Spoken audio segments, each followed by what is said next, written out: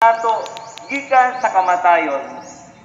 Bisan gani karon kita nga nagtuo kaniya, nagsugod na og ambit sa tinuod nga kinabuhi uban sa Ginoo. Ang pangutana karon, unsa man ang hagit sa misteryo sa pagkabanaw kanato karon? Ang dakong misteryo sa pagkabanaw sa Ginoo magtawag kanato sa pagkinabuhi isip katawhan sa pagkabanaw. Sa unsa mang pagiha kita makahimo niini. Una, magpuyo kitang malipayon. Magpuyo kitang masaligot. O magpuyo kita puno sa paglaom.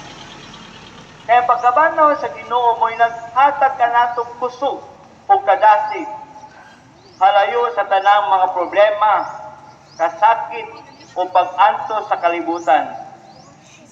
Muna miyon kita, kung napansaw ang Ginoo, kanunay kitang malipayon, kay misalig kita kaniya. Kung napanaw ang Ginoo, kanunay kitang malipayon, kay naglaom kita kaniya.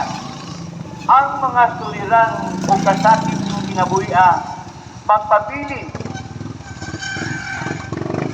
Apan, kita nga may pagtuo, magpabilin usab nga masaligon sa panabang sa Diyos.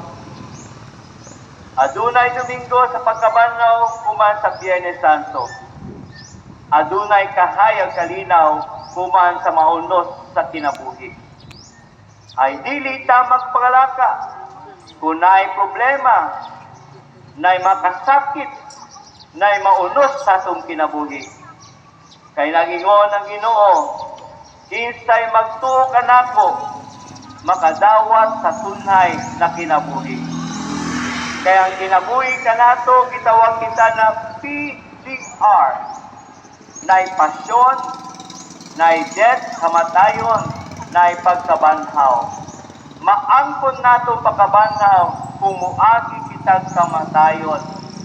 Maangkon nato pagkabanhaw kung biyaan natong karaan natong kinabuhi.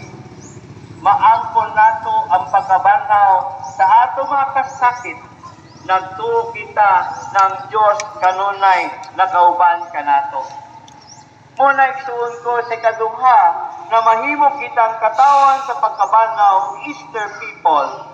Magpuyo kita nga dunay paglantaw sa maabot nga kinabuhi humaning kalibutana. Muna si San Pablo mo'y unang nagdasig kanato. Sanglit ibanaw naman kamo uban ni Kristo. Tinguhaa ang mabutang nga tuwa sa langit diin naglingkod si Kristo sa ang trono sa tuo sa Diyos. Una-una, ang mabutang langit